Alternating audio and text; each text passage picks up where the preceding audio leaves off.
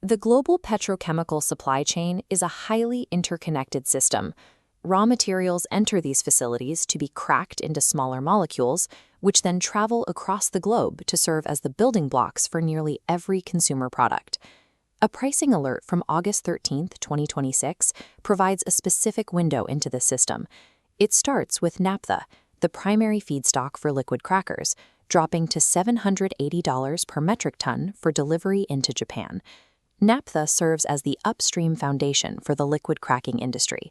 For producers in Asia and Europe, it is the essential starting point for producing high-value chemicals. Traditionally, the economic assumption is that downstream prices track their upstream inputs. When the cost of naphtha falls, the market typically expects the price of derivative chemicals to soften as production costs decrease. However, the data for August 13th shows a different trend. While naphtha is down, propylene, a primary derivative, is trading in China at $1,100 and is actively moving higher. This upward momentum isn't limited to a single product. The same alert shows ethylene climbing to $975 in Northeast Asia, while propylene leaving Korean ports has risen to $1,060. This specific data point suggests that the immediate link between raw material costs and product pricing is experiencing a period of friction.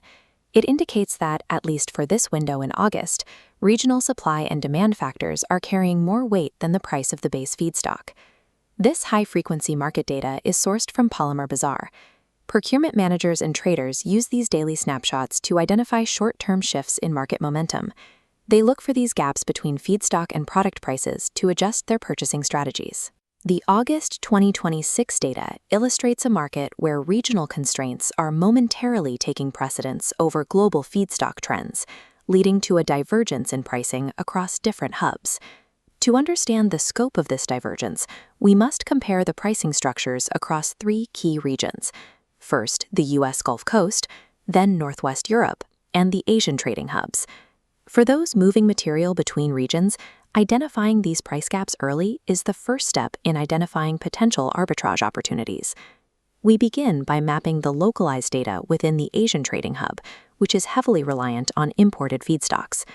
The regional cost floor is established by naphtha arriving in Japan at $780 per metric ton.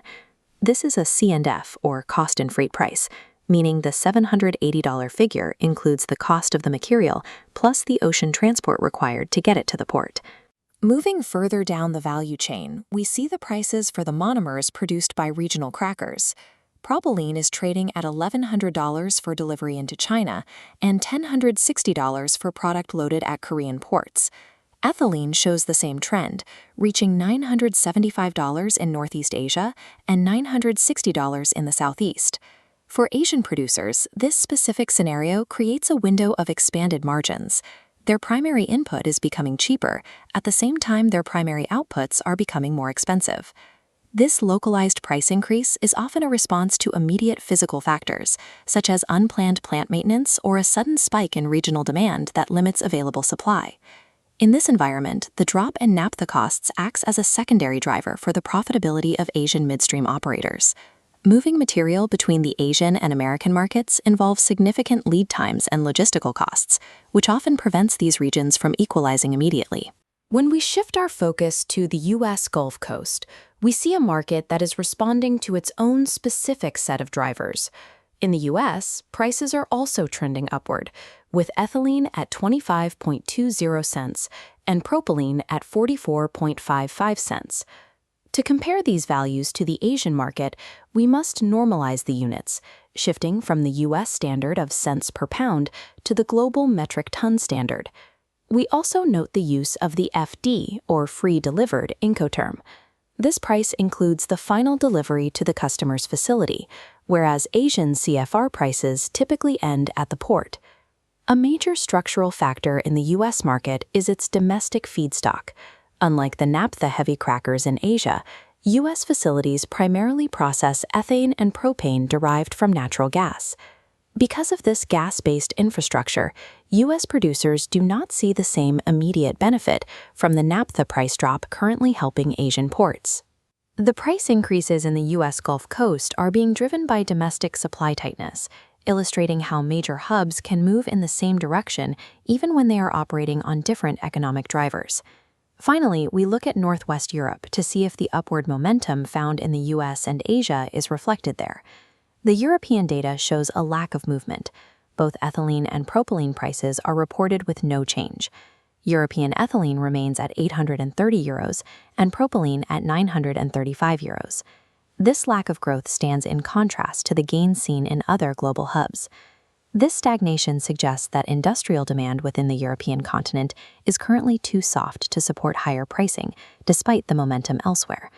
While Asian producers benefit from lower naphtha costs, European producers find themselves in a more difficult position, facing flat output prices that limit their ability to capture wider margins. To see where this price momentum stops, we have to look further downstream at chemical precursors like PTA and MEG. For these products, the pricing is static. PTA is holding at $890 and MEG at $680, both showing no change. These chemicals are used to make polyester and textiles. The lack of movement here suggests that buyers further down the chain are resisting higher costs, effectively placing a ceiling on how high monomer prices can go.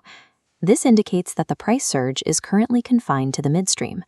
The cost increases are not yet being passed through to the consumer-facing segments of the value chain. When we synthesize these regional stories, we see a complex picture of the market in August 2026. On one hand, we have the widening margins in Asia and the US. On the other, the stagnation in Europe. Midstream producers in the US and Asia have reached a point where their local pricing is moving independently of global feedstock trends. For operators in these regions, this creates a temporary window to capture higher margins as they benefit from localized supply tightness. This highlights the European market as the current point of stagnation in the global supply chain, lagging behind the recovery seen in other regions. Market imbalances like these are usually temporary.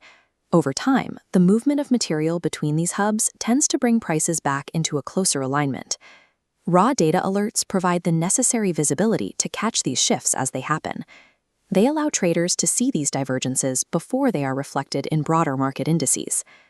The ability to conduct this type of structural analysis is made possible by the high-frequency intelligence from Polymer Bazaar. Understanding the friction points within localized data is what allows market participants to navigate a complex and often divergent global economy.